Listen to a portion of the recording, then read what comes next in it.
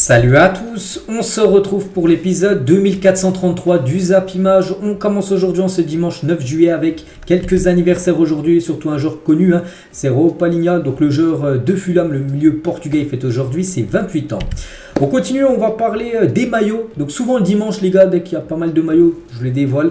Donc pas mal d'équipes et tout d'abord l'AS Roma et c'est officiel. L'AS Roma dévoile son nouveau maillot domicile, un maillot Adidas et sans sponsor. N'oubliez pas que c'est fini avec leur ancien équipementier, ils passent avec Adidas et il est sublime ce futur maillot de l'AS Roma, l'un des plus beaux maillots. Je les ai quasiment tous vus ceux de la saison prochaine et pour moi c'est l'un des plus beaux. Regardez comment il est magnifique avec leur écusson parce qu'il sera remplacé cet écusson sur le futur maillot et surtout sans sponsor, vraiment on n'a rien à dire les gars, c'est du 10 sur 10 si on note le maillot, sublime maillot bien sûr de cette équipe de l'AS Roma, donc bien sûr ça sera le maillot domicile pour cette équipe.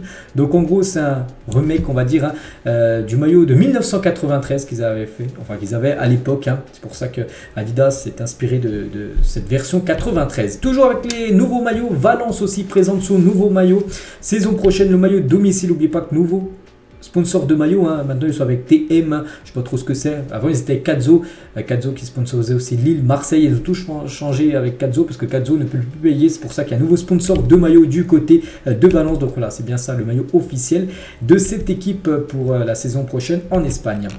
Côté PSV aussi, nouveau maillot pour la saison prochaine et ça a été officialisé. On peut voir Xavi Simons, quasiment le meilleur joueur du PSV, l'a officialisé, ce maillot qui sera de couleur tout rouge. Normalement c'est rouge blanc avec des barres, donc là ça sera un rouge plus foncé, un rouge un peu moins foncé. Voilà pour cette équipe du PSV.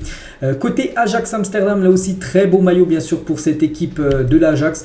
Donc voilà, toujours les deux couleurs, le rouge et le blanc. Donc c'est aussi c'est un remake d'il y a quelques années où par exemple il y a Zlatan quand il évoluait du côté de l'Ajax. C'est pour ça qu'ils sont un peu inspirés de cette année-là pour faire on va dire le nouveau maillot de cette équipe.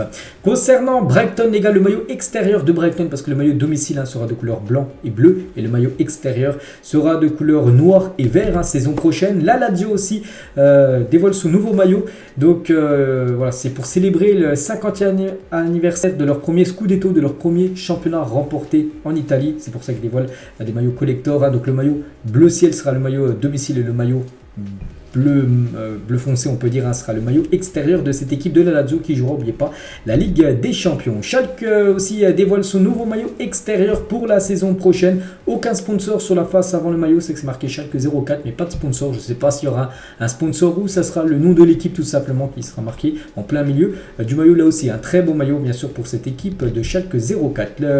Le nouveau maillot aussi de Guingamp, une équipe qui évolue en Ligue 2, voilà, ça a été dévoilé donc je vous le propose.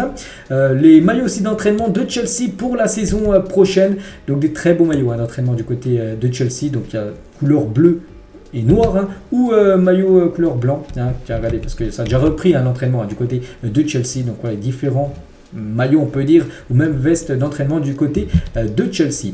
Et toujours avec les maillots, parce que j'ai dit il y en a pas mal aujourd'hui, les troisième maillots saison prochaine, là pas mal d'équipes même s'il y en a plein où ça n'a pas été officialisé, ça ressemble à ça. Tout d'abord, Manchester United, ça va être ça, leur futur troisième maillot pour la saison prochaine. Côté Liverpool, ça va être un maillot violet. N'oubliez pas que le maillot extérieur sera blanc et vert, et le domicile un rouge, et le troisième ça sera couleur violet pour Liverpool. Le troisième maillot de Chelsea sera ce maillot là avec peut-être un sponsor en plus. Le troisième maillot de Manchester City devrait ressembler à ça, il est très beau le maillot des Citizens. Le troisième maillot de Arsenal devrait ressembler à ça. Le troisième maillot de l'Inter, troisième maillot de la Juventus Turin, le troisième maillot du Bayern Munich, celui du Paris Saint-Germain, full noir, ça short ou même chaussette. Le troisième maillot aussi du Barça. Donc voilà, j'essaie de vous présenter le maximum de maillots. Ça a pris 4 minutes, mais voilà, pour ceux qui kiffent les maillots, voilà tout ce que j'avais à vous présenter aujourd'hui. On revient 11 ans jour pour jour en arrière, c'était un 9 juillet et Didier Deschamps était nommé sélectionneur des Bleus. Et je crois que c'est l'entraîneur qui est resté le plus longtemps, c'est actuellement un record au poste d'entraîneur de l'équipe de France. Donc voilà, bien sûr il continue. Objectif pour lui est tout d'abord de qualifier l'équipe de France à l'Euro l'année prochaine. Essayer de gagner à 7 euros, on avait échoué en 2016, on avait floppé en 2021, en espérant qu'en 2024 soit bien meilleur. On va parler de Kylian Mbappé. Donc actuellement, tiens, il est toujours depuis vendredi lundi, hier et aujourd'hui dimanche. Il est du côté du Cameroun. Hein. Et Joachim Noah, ancien joueur NBA et également un fils de Yannick Noah. Et Kylian Mbappé ont fait un petit basket à Yaoundé, donc du côté du Cameroun. Voilà quelques photos de Kylian Mbappé en mode basket. Hein. C'est un sport qu'il apprécie énormément. Il est souvent, quand il a des jours de repos, tout ça, ou des vacances, il va souvent aux États-Unis aller regarder des matchs de NBA. Donc voilà quelques photos de Kylian Mbappé. Et Mbappé aussi, quelques déclarations de sa part parce qu'il a remporté le prix du meilleur joueur français de la saison dernière, décerné par France Football, et il a été interviewé par ce magazine France Football. On va revenir sur 2-3 déclarations de sa part. Hein. Donc interrogé tout d'abord sur les raisons qui laissent penser qu'il pourra remporter la Ligue des Champions la saison prochaine. Il a dit: je suis un compétiteur, quand je joue c'est pour gagner et peu importe avec qui tu vas me faire jouer, hein. Peu importe mon maillot, peu importe l'endroit, peu importe l'année, je ne serai jamais rassasié de gagner encore plus un trophée que je n'ai pas remporté comme la Ligue des Champions. Hein. Voilà, ça reste quand même l'objectif numéro 1 de Kylian. C'est même pas la Coupe du Monde parce qu'il a déjà remporté la Coupe du Monde, c'est remporter la Ligue des Champions. Il va absolument ce trophée. Hein. Toujours avec Mbappé sur l'élimination du PSG face au Bayern Munich. Hein. Je pouvais faire mieux par rapport à mes standards, mais pas faire de magie non plus. Hein. Parfois dans le foot, tu es confronté à un plafond de verre. C'est pour ça que ce n'est pas trop une question pour moi. Hein. Voilà, par rapport à l'élimination, c'est en 8e de finale. Hein. Toujours avec Kylian, hein, je ne sais pas ce qu'il manque au Paris Saint-Germain pour gagner la Ligue des Champions. Ce n'est pas trop une question pour moi. On a fait ce qu'on pouvait, point. Il faut parler aux gens qui font l'équipe, hein, qui organisent l'effectif, qui construisent ce club. Hein. Moi, j'essaie juste de faire mon boulot du mieux possible. En gros, c'est pas une question qu'on doit lui poser à Kylian. Qu'est-ce qui manque au PSG pour gagner la Ligue des Champions? Parce que lui fait son taf. Il faut plutôt demander aux dirigeants, à l'entraîneur, hein, tout simplement de Paris. Hein, voilà ce qu'il a pu dire. Hein. Toujours avec Kylian, hein, je repousse les limites pour moi. D'abord, les gens n'aiment pas trop qu'on dise mais une carrière, c'est égoïste. Hein, c'est la tienne. C'est ce que tu laisses en héritage. De base, je suis un éternel insatisfait, donc je ne suis jamais impressionné par ce que je fais. Hein. Il a dit: est-ce que les gens banalisent mes performances? Oui, mais en même temps je ne leur en veux pas. En France on m'a vu grandir, on me voit tout le temps au PSG, tous les week-ends ou en sélection, et ça fait des années que je marque beaucoup, donc pour les gens ça devient normal en gros qu'ils fassent des saisons à plus de 50 buts. Hein. Je ne suis jamais plaint que mes performances soient banalisées. Moi-même je banalisais ce que faisait Messi, ce que faisait Cristiano Ronaldo, ce que faisaient les grands joueurs. Je pense que jouer au Paris Saint-Germain ça n'aide pas beaucoup car c'est une équipe clivante, hein, un club clivant. Donc bien sûr que ça attire les mauvaises langues, hein, mais ça ne me gêne pas car parce que je sais ce que je fais et comment je le fais. Hein, voilà, par rapport à banaliser ses performances, des fois c'est vrai que pendant 3-4 matchs il ne marque pas, puis voilà, il est vraiment critiqué alors qu'il sort des saisons à plus de 50 buts. Hein, voilà, Kylian Mbappé. Donc voilà ce qu'il peut dire, hein, bien sûr. Hein. Toujours avec lui, j'ai envie de me battre contre toutes les discriminations, toutes les violences menées, tous les combats que j'estime justes et nécessaires. Il y a des choses qui touchent mes valeurs, mon éducation, car aujourd'hui j'ai une parole qui compte, hein, vu que c'est quelqu'un de très influent. Par exemple sur Instagram, il a plus de 100 millions de followers, hein, c'est la personnalité française avec le plus de followers, on peut dire. Donc voilà, quand il dit quelque chose, c'est beaucoup écouté. Donc c'est pour ça que voilà, il veut lutter contre toutes les discriminations, toutes les violences, on peut dire que dans le football ou même en dehors du foot. Et toujours avec Mbappé sur la Coupe du Monde, hein, l'échec. Hein. Donc il n'y a que la Coupe du Monde que je regrette. Hein. C'est difficile de répondre à autre chose quand tu es si proche, quand tu perds juste au tir au but en finale. Hein. Mais c'est le sens de l'histoire. Si on a perdu, c'est qu'on devait perdre. Je pars du principe que c'est toujours comme ça. Je vois les choses ainsi. Ce n'est pas partie remise. Hein. Je pense qu'on va en gagner une encore, voilà, de Coupe du Monde. Hein. Le groupe a cette envie, ce rêve-là. J'espère dire dans quelques années que c'était un mal pour un bien. Même s'ils perdent une finale de Coupe du Monde, ça restera un mal à jamais. Mais j'ai appris à vivre avec ça et ce n'est plus du tout une douleur pour moi. Ça fait partie de l'histoire, c'est du passé. Donc, voilà, il a tourné, il a eu beaucoup de mal. Hein. Après, ça lui a fait vraiment beaucoup de mal après la défaite. Mais voilà, maintenant, il a tourné la page, hein, de cette finale perdue, hein, contre l'Argentine. Donc voilà tout ce qu'il avait à dire, hein, Kylian Mbappé, hein, sur France Football. Hein. Vous pouvez retrouver encore plein d'autres déclarations dans le magazine, hein, France Football. Et toujours avec lui, donc en cas de départ, hein, vers la Première Ligue, la destination préférentielle de Kylian Mbappé serait Arsenal, parce qu'on sait qu'il devrait peut-être quitter le PSG. On annonce beaucoup du côté du Real, mais imaginez, il doit quitter le PSG, le Real, c'est pas possible. Donc s'il venait aller du côté de la Première Ligue, parce qu'après ce serait pas le Real, ce serait un choix plutôt en Angleterre où il y a le plus d'argent, ce serait Arsenal. Hein, donc après bien sûr il y a beaucoup de si, hein, pour qu'il signe, hein, du côté des Gunners, on va dire, Kylian Mbappé. On va parler de Kang In Lee. Hein. Donc visite médicale passée avec succès pour Kang In Lee au Paris Saint-Germain. Donc il devrait devenir la 4e recrue, peut-être c'est officiel quand vous regardez la vidéo. Après Asensio, Skriniar et Ugarte, ça devrait être Kang In Lee qui devrait être un nouveau joueur du PSG annoncé là très prochainement. On va parler de Léo Messi, sera présenté en tant que nouveau joueur de l'Inter Miami. Normalement le 16 juillet, on est le 9 là. La semaine prochaine, ça devrait être son premier entraînement et surtout il devrait être présenté à la presse, hein, du côté de Miami. Jour de rentrée pour les joueurs du LOSC. Donc demain, il y a beaucoup d'équipes. Demain, le 10 juillet, il y a beaucoup d'équipes. Je suis en grand club comme le Real, le Barça, le PSG. Il y a plein d'équipes qui reprennent l'entraînement demain. Lille, ils ont repris l'entraînement aujourd'hui. Donc voilà, pour préparer la saison prochaine, n'oubliez pas que Lille sera européen. Ils joueront l'Europa Conference League. Lyon jouera Manchester United le 19 juillet prochain à Édimbourg en match de préparation pour la saison prochaine. Voilà. Très belle affiche, Lyon contre Manchester United au programme, là dans 10 jours exactement, c'est le 19 juillet. Regardez Chelsea contre Manchester City, c'était la compo de Chelsea contre City là, cette saison. Donc voilà, pratiquement, enfin c'était pas la saison là, c'était il y a plutôt 2 ans, c'était plutôt la compo voilà, de la finale de la Ligue des Champions il y a 2 ans, en 2021. Et à chaque fois quand c'est barré, c'est un joueur qui a quitté le club, c'est qu'il y en a beaucoup. Donc il reste plus que Thiago Silva, Reece James et Chilwell en titulaire qui avaient commencé la finale, qui sont toujours présents du côté de Chelsea. Et même les remplaçants, il ne reste plus que Kepa. Sinon, tous les autres, que ça soit, bon, je ne vais pas tous les citer parce qu'en gros, ils se sont tous séparés, c'est qu'ils ont quitté l'équipe de Chelsea. C'est vrai que ça a beaucoup bougé, l'effectif de Chelsea, là, ces derniers mois. Et toujours avec Chelsea, donc avec plus de 750 millions de bénéfices enregistrés en 10 ans, Chelsea est le club le plus rentable du Big 6 de Première Ligue en matière de transfert. C'est vrai qu'on parle beaucoup de Chelsea, qu'ils ont beaucoup acheté, mais ils ont également beaucoup vendu. Et si on regarde achat-revente, mais ils sont en bénéfice. On peut voir Chelsea, la barre en vert, donc vente est plus supérieure qu'en barre rouge. Donc en gros, ils ont investi, je sais pas, c'est en petit, donc en rouge, c'est-à-dire qu'ils ont acheté plus de 600 millions d'euros, ils ont revendu pour plus de 1 milliard 200 000 à peu près. Donc ce qui fait 750 millions de bénéfices pour Chelsea. Donc concernant Manchester United, on peut voir que la barre rouge est beaucoup plus importante que la barre verte, c'est-à-dire en gros qu'ils ont perdu énormément d'argent. Ils ont acheté très cher les joueurs et revendu après très cher ces joueurs-là. Donc voilà, en gros le Big 6 en Angleterre, gestion on va dire transfert. On va parler, tiens, toujours info transfert, le 9 juillet, bien sûr, il y a pas mal d'infos.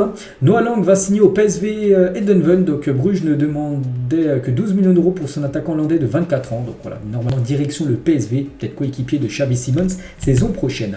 Officiel, le jeune attaquant américain Ricardo Pepi, 20 ans, quitte Augsbourg et rejoint le PSV également pour 9 millions d'euros. Donc ouais, ils sont en train de se bâtir une belle équipe, le PSV.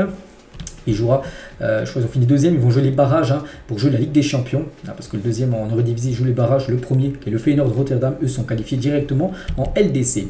Burnley va signer Koulibaly pour 17,5 millions d'euros, here we go pour Fabrizio Romano, donc le défenseur français de 19 ans va rejoindre la première ligue en prêt avec option d'achat obligatoire, donc c'est un jeune joueur qui joue du côté du Borussia Dortmund, il devrait rejoindre l'équipe de Burnley saison prochaine en première ligue. Burnley c'est l'équipe de Vincent Kompany, il monte saison prochaine en PL. Premier match en plus pour Burnley, c'est un gros choc contre Manchester City.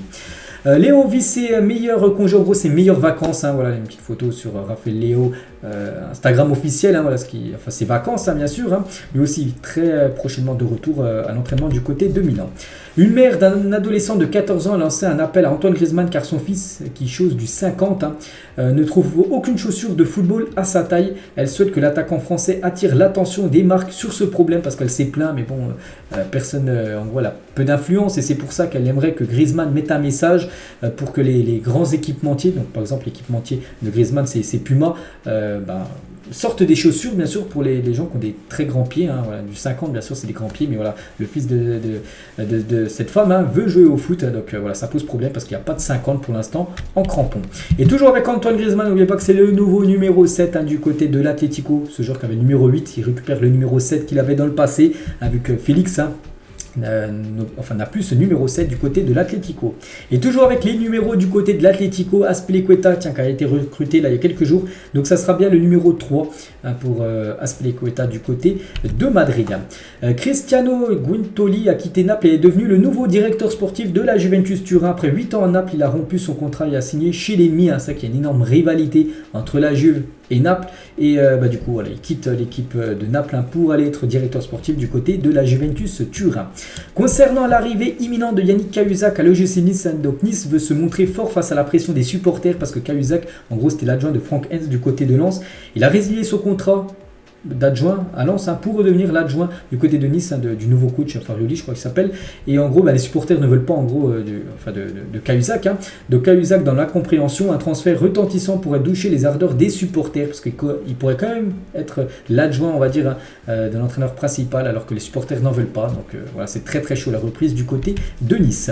La Côte d'Ivoire affrontera le Mali le 12 septembre prochain, donc ça sera un match amical, ça sera en Côte d'Ivoire afin de préparer la CAN 2024 en plus qui se déroule en Côte d'Ivoire. Voilà quelques matchs qui s'organisent avant cette compétition africaine que bien sûr je parlerai en janvier prochain. Et Sadio Mané, tiens, sur la CAN, hein. Donc la CAN est pleine de surprises, mais nous connaissons les meilleures nations habituelles, hein. Donc la Côte d'Ivoire, Nigeria, l'Égypte, Maroc, Ghana, l'Algérie, Cameroun. Le boulot qu'on a, c'est de défendre notre titre, et ce n'est pas quelque chose de facile sur ce continent. Donc voilà, c'est vrai qu'il n'a pas cité le Sénégal, mais bon, c'est sa propre sélection. C'est vrai que le Sénégal, champion d'Afrique en titre, hein, remet son titre en jeu. C'est vrai que ça serait une magnifique compétition, bien sûr, hein, cette CAN, hein.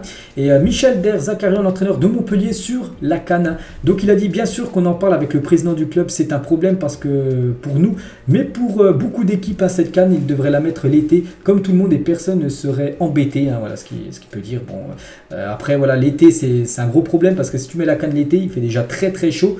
Donc voilà, c'est pour jouer des matchs où il fait plus de 40 degrés, c'est pas possible. C'est pour ça que la CAN se joue souvent, comment dire, l'hiver, pour que la température soit plus abordable, on peut dire.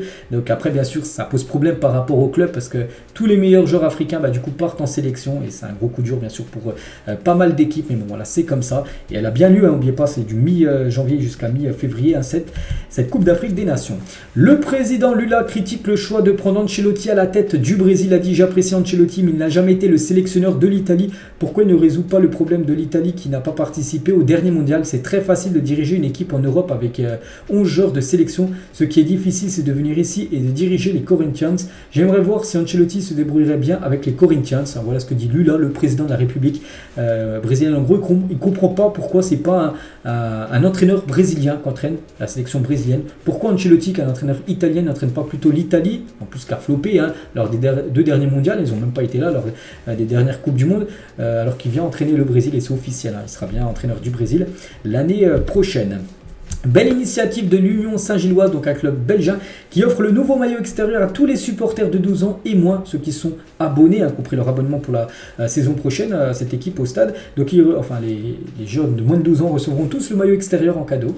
Pas mal, hein, bien sûr, un très beau geste, hein, c'est pas commun, bien sûr, de voir un club aussi généreux. Officiel, Abdou Diallo quitte l'agence Classico et sera désormais conseillé pour la suite de sa carrière par Hassan Thiam, plus connu pour être à la tête du média Vista. Donc l'international sénégalais sort d'une saison où il était prêté par le PSG RB Leipzig, hein. Donc c'est vrai qu'il revient à Paris parce que Leipzig ne l'a pas acheté. Donc on verra c'est quoi le futur d'Abdou Diallo. Emiliano Martinez, Messi, le meilleur joueur de l'histoire, il est unique. Il n'y aura pas d'autre comme lui à l'avenir. Bon, on sait pas, hein, peut-être dans 100 ans les gars, peut-être même dans 50 ans, il y aura un joueur qui marquera le foot, hein, comme l'a marqué Messi durant cette génération, on verra, mais c'est vrai que Messi aura marqué pour l'instant à tout jamais à l'histoire du football. Et regardez ces petites photos de ce supporter, bon vraiment il a fait la photo en bas à droite de Messi, souvenez-vous, en train d'embrasser la Coupe du Monde avec son trophée du meilleur joueur de la Coupe du Monde. Donc il a déjà pris un maillot blanc, donc il a mis du scotch déjà pour faire le maillot de l'Argentine, hein, voilà, maillot pas cher, et la Coupe du Monde, en gros il a peint son tibia, voilà, sa jambe en doré pour faire la Coupe du Monde. Il a pris une soupe, une louche à soupe, on peut dire, pour faire le trophée du meilleur joueur. Donc voilà, vraiment pas cher, hein, bien sûr, hein. Voilà, pour refaire la photo de Léo Messi. Pulisic, hein, qui devrait débarquer là du côté de l'AC Milan, c'est peut-être même officiel quand vous regardez la vidéo. Donc voilà, tous les joueurs par exemple de Chelsea qui ont quitté Chelsea pour rejoindre directement l'AC Milan. Donc il y a eu le dernier, bon, il y a Pulisic, il y a eu aussi Ruben Loftus-Cheek là il y a quelques jours, hein. Bakayoko, Tomori, Giroud, Essien, Crespo ou même Fernando Torres, hein, il y a quand même du gros monde, hein, voilà, qui quitte Chelsea pour aller du côté de l'AC Milan.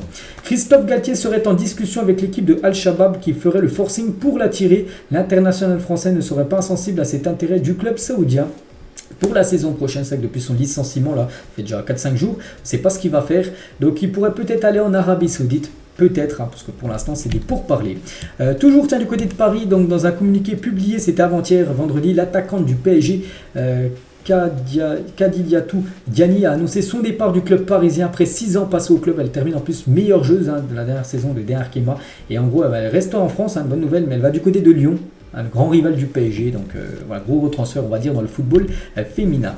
L'équipe du LOSC de ces dernières années, de très gros joueurs à tous les niveaux, hein, c'est que si Lille avait gardé tous ses meilleurs joueurs, ça a pu faire une équipe comme ça, une équipe qui pourrait facilement gagner la Ligue 1 et qui pourrait bien performer en LDC avec Osimhen en attaque, avec David et Eden Hazard, hein. Bon, Eden Hazard, ça fait pas mal d'années qu'il a quitté le club, comme Renato Sanchez, Raphaël Leao, hein, le joueur de l'AC Milan, ou même Benjamin Pavard, ou même Mike Mignon au but, hein. C'est vrai qu'elle est énorme, hein, comme cette équipe du LOSC. Nicolas Benezet, donc ex-Nîmois depuis le 30 juin, vu que c'est la fin de son contrat, sur la gestion de son ancien président Rani Assaf, hein. Donc il a dit: malheureusement plus personne ne veut venir au stade parce que la politique du club ne fait plus partie de ce que les Nîmois attendent, hein, et je ne peux que défendre les supporters sur cela parce que de A à Z, le président de Nîmes en gros a tout fait pour que le club coule. Hein. Il ne pouvait pas mieux le faire. Et c'est vrai que l'équipe de Nîmes a coulé vu que Nîmes, hein, ils étaient en Ligue 1 il y a quelques années. Ils ont joué en Ligue 2 la saison dernière et là ils vont jouer en National. Hein, cette équipe de Nîmes, en gros, il dit que Benezet, en gros, que c'est le président qui a fait n'importe quoi. Peut-être le président il voulait que Nîmes coule et c'est vrai que Nîmes a coulé.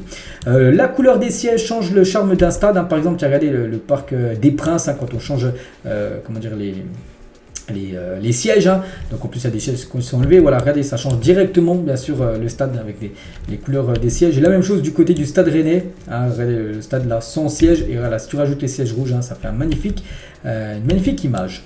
Des nouvelles tiens de Gérard Piqué, donc actuellement plus footballeur, hein, bien sûr, il a pris sa retraite, hein, mais il n'aurait pas accepté de rejoindre l'Arabie Saoudite. S'il aurait été footballeur, il aurait reçu une offre d'Arabie Saoudite, il aurait dit non, il a dit, hein, ils ne m'ont pas appelé en Arabie Saoudite et je ne serais pas allé non plus. J'ai toujours dit que le club de ma vie était le Barça et que j'allais ensuite prendre ma retraite. C'était très clair pour moi, le football était lié au Barça. Faire des choses pour l'argent n'est pas ma façon de voir les choses. Je comprends qu'ils investissent dans leur image. Le monde du football est en train de changer, hein. C'est vrai qu'on en parle beaucoup hein, des clubs saoudiens après avoir fait le premier gros joueur, c'est quand même Cristiano Ronaldo. Et depuis quand même cette arrivée de Ronaldo, je pense que Ronaldo, les gars, il ne serait pas venu en janvier dernier. Je ne suis pas sûr que tous les joueurs là qui sont partis du côté de l'Arabie Saoudite auraient été. Hein, si un autre gros joueur ne serait pas allé, après Benzema bien sûr suivi aussi. Donc voilà, donc lui il ne serait jamais allé là-bas bien sûr hein, si une équipe saoudienne aurait voulu le recruter. Gabriel Jesus raconte le jour où une décision sportive de Pep Guardiola l'a fait pleurer. Hein. Donc il a dit il y a eu un match de Ligue des Champions contre le PSG à domicile et dans lequel il a mis Zinchenko comme faux numéro 9. Hein, Zinchenko qui joue pourtant latéral gauche. Il a mis faux numéro 9 à la place de Gabriel Jesus et ça il a très mal pris. Il a dit hein, un truc de fou la veille, il ne l'avait même pas utilisé à l'entraînement. Il avait fait la compo d'entraînement la veille, donc il était numéro 9. Gabriel Jesus, donc il pensait être titulaire le lendemain, non. Donc la veille, donc il m'avait mis comme attaquant. Zinchenko a même plaisanté avec moi en me disant qu'il se sentait mal. Pour moi, hein, il nous a dit à l'équipe, hein, je n'ai même pas mangé. Je suis allé directement dans ma chambre en pleurant. J'ai appelé ma mère pour lui parler et je lui ai dit je veux partir. Je rentrais chez moi parce qu'il avait mis Zinchenko et pas moi. Il a mis un arrière gauche en numéro 9 à ma place. Je suis devenu fou. Hein, donc voilà, on pouvait comprendre bien sûr qu'il était très très déçu. Hein, Gabriel Jesus, et c'est encore un dossier, on va dire, un long dossier encore de Pep Guardiola hein, qui nous fait souvent.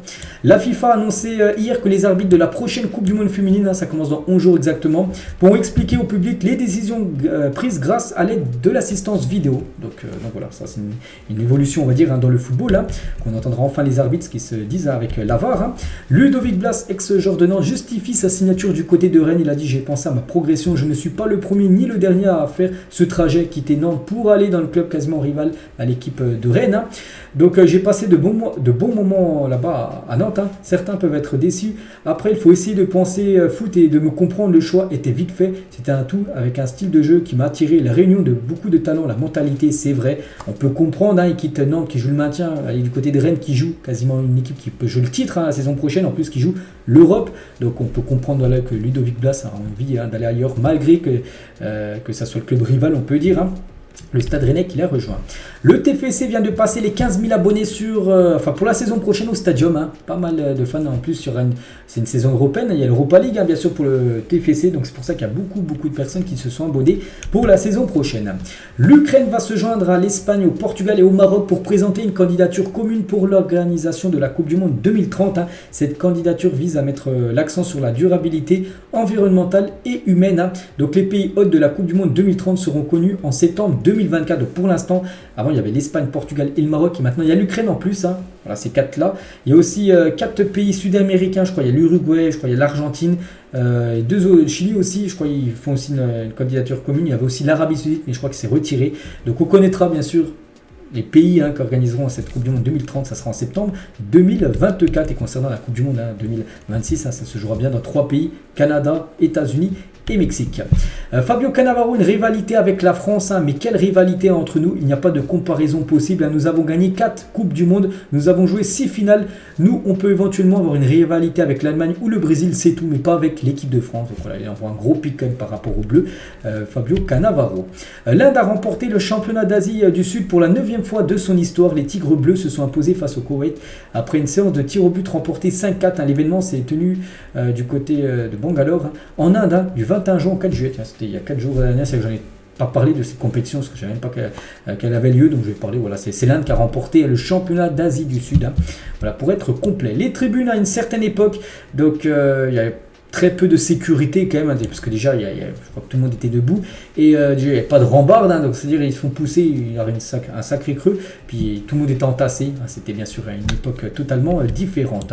Le stade Océane du Havre, hein, Stade Océane, bien sûr, un stade qui accueillera des matchs de Ligue 1 saison prochaine. Donc très beau stade, hein, bien sûr, du côté du Havre. Hein. Très beau aussi centre d'entraînement hein, du côté du PSG, le nouveau centre campus, on peut dire, du côté de Paris, du côté de Poissy. Hein, regardez la magnifique photo, on va dire, où les joueurs mettront leur habit pour s'entraîner.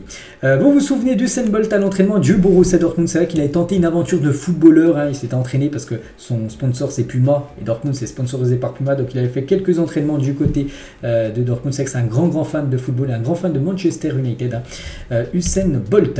L'OM et Joule prolongent leur partenariat d'une saison supplémentaire. Voilà, le Doré Platine, hein, le label de Joule en gros, sera encore sur la manche du maillot marseillais saison prochaine. Et on finit les gars cet épisode aujourd'hui avec les clubs de sport les plus populaires parmi les régions françaises. Donc il y a pas mal tout d'abord de clubs de football. Un club de rugby, c'est le Stade Toulousain, dans la partie sud-ouest. Hein. Mais partout ailleurs, on peut voir que Marseille, c'est le club le plus populaire, on va dire, dans le sud-est. Le PSG, le club le plus populaire en Bretagne. Hein, si vous êtes breton, est-ce que vous êtes supporter du PSG ? On ne sait pas. Hein. En Alsace aussi. Hein. Et dans le nord, les gars, c'est plutôt Lens hein, qui est préféré à l'équipe de Lille. Hein. Et dans le côté milieu de France, on va dire, côté de la Rhône, c'est plutôt Lyon, bien sûr. Hein. Devant, on va dire, l'AS Saint-Etienne. Et on finit sur ça, les gars. Donc, j'espère que ça vous a plu. On se retrouve demain, les gars. Demain, on est lundi. Et on se retrouve, bien sûr, pour une nouvelle semaine et plein d'infos sur l'actu du foot. Et moi, je vous laisse et à demain.